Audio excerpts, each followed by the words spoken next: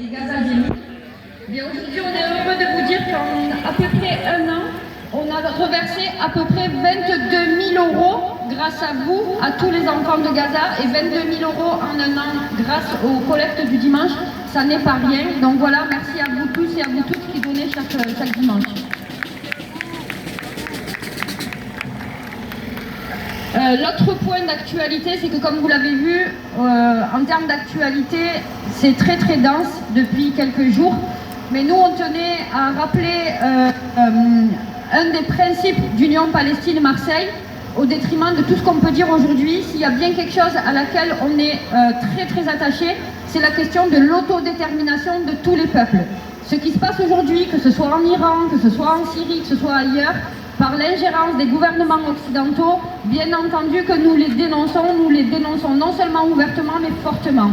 Notre position à nous en tant qu'Union Palestine-Marseille, c'est encore une fois l'autodétermination de tous les peuples. Si en Iran, on peut être d'accord sur le fait que le régime de Khomeini n'est pas un régime simple pour tous les Iraniens, n'empêche que ce n'est pas aux États-Unis de venir aujourd'hui apporter quoi que ce soit dans ce pays-là. C'est à la population iranienne et uniquement à la population iranienne de se prononcer et de pouvoir mettre en place ce qu'ils ont envie d'avoir comme régime au sein de leur pays. On parle de l'Iran, mais c'est valable pour la Syrie encore une fois et pour tous les autres gouvernements. Voilà, et ça on tenait à vous le rappeler parce que c'est vraiment très important pour nous.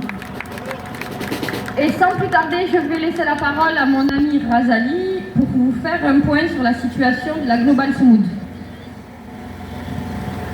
Merci, donc bonjour tout le monde. Donc je vais parler au nom de la Global Soumoud Flotilla qui, comme on l'a dit précédemment, est en train de préparer des bateaux. Et il y aurait même des bateaux qui partiraient de Marseille, des bateaux qui partiraient donc vers Barcelone, ensuite de différents ports et qui partiraient sur Gaza. En plus, cette année, la différence de la précédente édition, cette année, en plus de la flottille, il y aura des caravanes terrestres très importantes avec des militants d'origine maghrébins, africains et même européens qui partiront. Donc on est en train actuellement de négocier avec les gouvernements pour avoir donc les passages qu'il faut pour ne pas récidiver comme ça a été fait la première fois. Donc je vais vous lire un petit communiqué pour vous dire que nous allons démarrer des actions de communication à Marseille et qu'avant de commencer ces actions, on tiendra une conférence de presse. Les flottilles Soumoud s'inscrivent dans une longue tradition d'action civile, pacifique, menée par voie maritime par différents collectifs pour attirer l'attention sur la situation en Palestine.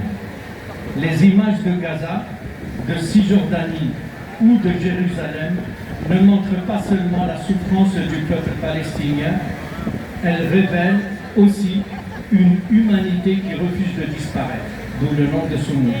Des familles reconstruisent, des artistes créent, des voix témoignent, ainsi que des enfants qui continuent d'apprendre, de jouer et de sourire.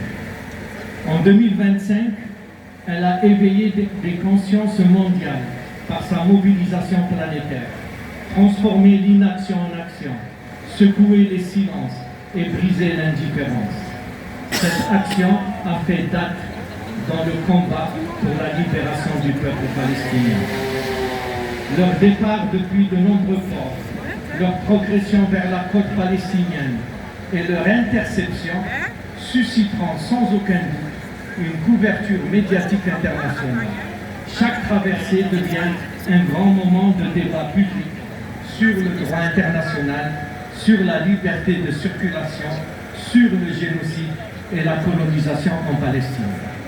En 2026, ces flottilles ne seront pas seulement des embarcations chargées d'aide, mais porteuses d'actions concrètes.